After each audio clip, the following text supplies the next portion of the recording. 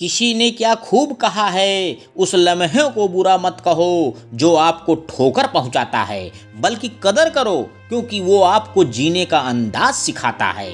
जी हाँ दोस्तों, मैं लेकर आया हूँ एक ज़बरदस्त हार्ट टचिंग स्टोरी जिसका शीर्षक है बिन ब्याही माँ। यह कहानी आपको सोचने पर मजबूर कर देगी कि एक इंसान ही दूसरे इंसान की भगवान बनकर मदद करता है। तो आइए ध्यानपूर्वक सुनिएगा। मेरे ख्वाबों में हमेशा एक लड़की आती थी, पीला सूट पहने, लंबी छहररा बदन। कभी चेहरा नहीं देख पाया, जब भी चेहरा देखना चाहा कमबख्त नींद ही खुल जाती थी। पेशे से मैं बच्चों का डॉक्टर था, अपना खुद का क्लिनिक था।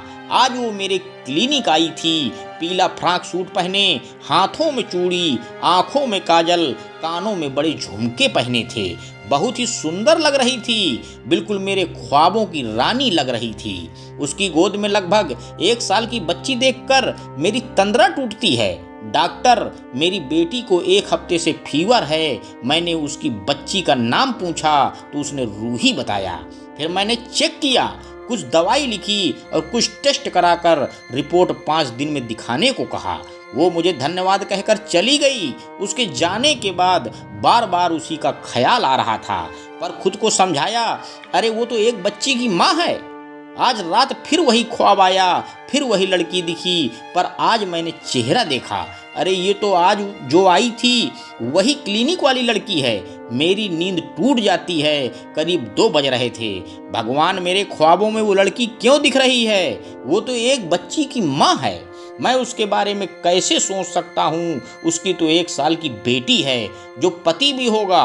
पति से याद आया, लेकिन मैंने देखा था न सिंदूर था मांग में, ना ही मंगलसूत्र पहना था। मैं क्यों सोच रहा हूँ उसके बारे में? मैं फिर से चादर तान कर सो जाता हूँ।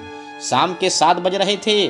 मौसम बहुत खराब सा लग रहा था, बारिश होगी। मैं क्लिनिक बंद करने वाला था। अचानक वो आई रूही की रिपोर्ट दिखाने। सच बताऊं तो मैंने उसे देखा तो रिपोर्ट ही देखना भूल गया।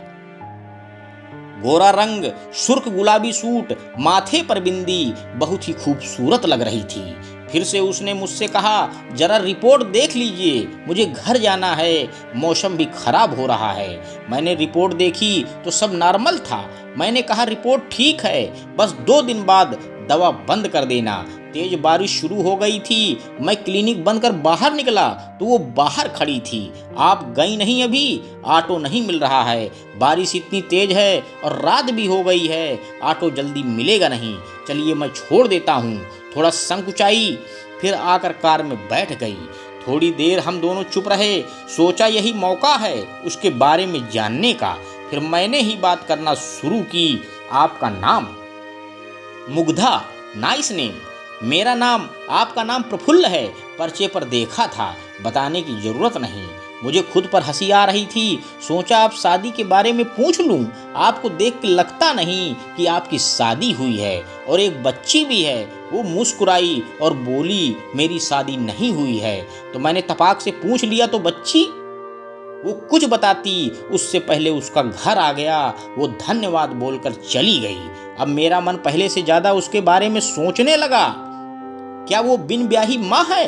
अब बार बार खुद को कोस रहा था। इतना अच्छा मौका था उसके बारे में जानने का, वो भी हाथ से निकल गया।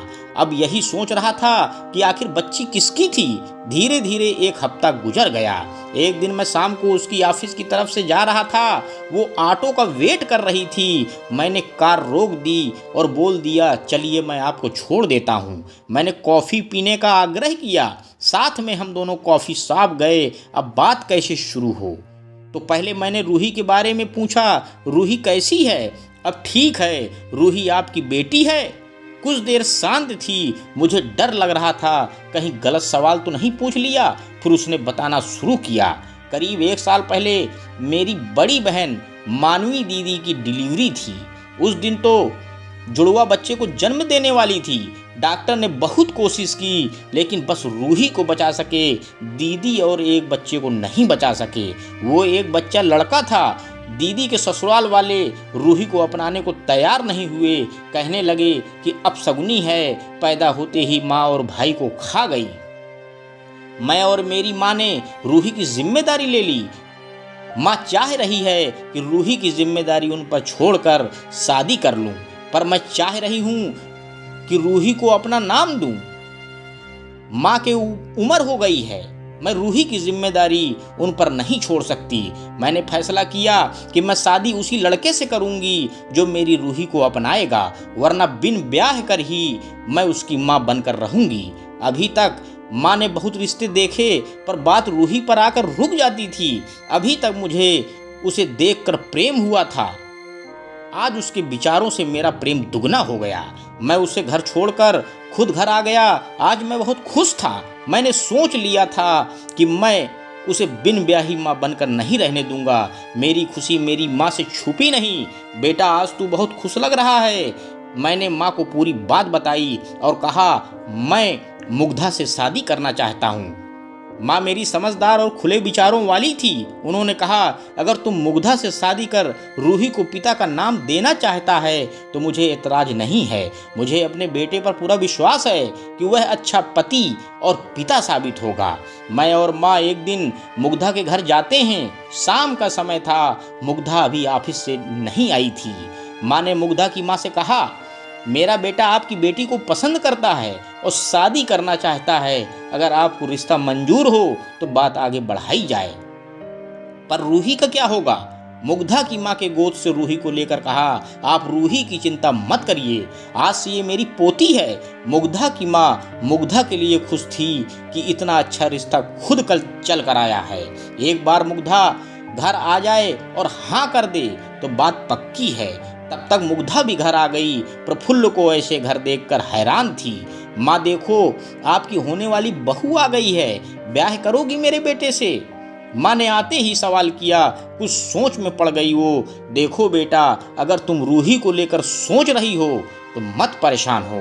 आज से रूही की जिम्मेदारी हमारी है। ये पहली शादी होगी जहाँ बहू के साथ पोती भी आएगी। उसने माँ के पैर छुए तो माँ ने उसे गले लगा लिया। अब जल्दी से हमारे घर की बहू बनकर आ जाओ। दोस्तों, जिम्मेदारी का बोझ इंसान को काम करने पर मजबूर बना देता है। यानी कि जब इंसान के ऊपर घर की पूरी जिम्मेदारी आ जाती है, तब वो इंसान अपने सपनों को, अपने शौक को दफना देता है। लेकिन कभी कभी जिम्मेदारी से हमें भागना नहीं चाहिए, क्योंकि जिम्मेदारी ही हमें ज़िंदगी में हुनरमंद बनाती है। और ये बात भी सच ही है कि जिम्मेदारी उम्र से पहले हमें बड़ा बना देती है, लेकिन हमें हर हालात में, परिस्थितियों में लड़ना सिखा देती है।